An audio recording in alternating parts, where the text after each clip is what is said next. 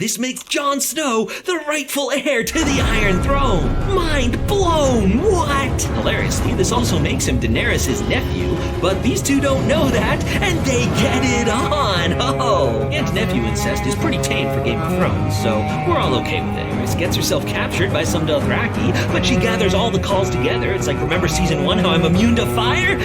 Oh, burns all the calls, walks out unharmed, looking hot and naked. All the Dothraki are like, yeah, we're gonna follow her. Most of Renly's army goes to Stannis, except the Tyrells who bailed. And Catelyn Stark happened to be there because Robb had sent her to meet with Renly. She escapes with Brienne of Tarth, Renly's giant woman bodyguard, who now pledges herself to Catelyn cause YOLO. It's Balon Greyjoy, Lord of the Iron Islands, who's just decided to call himself king now. He's the father of Theon Greyjoy, who's been around since season 1.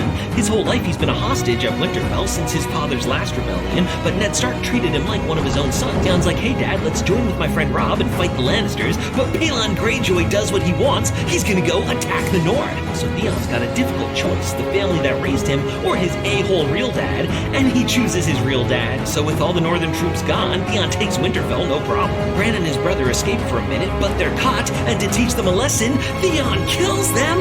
When Robb sends some Northmen to retake Winterfell, Theon's men immediately turn on him because they don't respect him. It's the Red Wedding, Walder Frey's revenge. One of Robb's lords, Roose Bolton, was in on it too.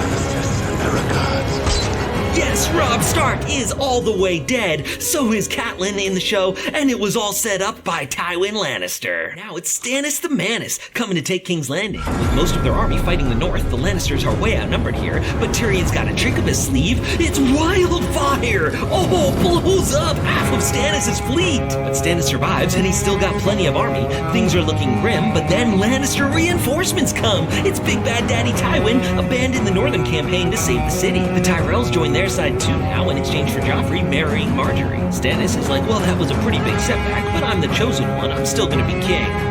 Yes, I am. Daenerys, meanwhile, has dragons, but they're still babies, so they don't do much. She makes it to a city called Qarth, gets kidnapped by warlocks, but her dragons can breathe enough fire to burn a warlock. Don't mess with Khaleesi. North of the Wall, Jon Snow's with the Night's Watch. They fight some wildlings, one of whom is a hot redhead. Jon loves redheads, so he can't kill her. Her name is Ygritte, and her tagline is...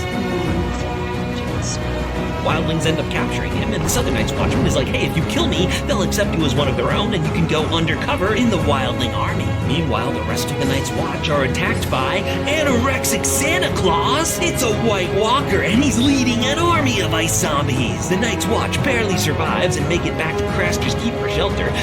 Tyrion is sentenced to death. His brother Jaime breaks him out though, and Tyrion takes a detour to his father's room, where he finds Shae in his dad's bed. Oh, the betrayal! Tyrion strangles her. Then he pays a visit to his pops on the pooper. Tywin is still mean to him even now, so Tyrion shoots him with a crossbow, gangsta style. Now, Jaime swore to trade himself for Sansa Stark, but now her mom's dead and Sansa's missing, so he sends Brienne to go try to uphold the vow. She goes to find Sansa and takes Tyrion's old squire, Podrick Payne.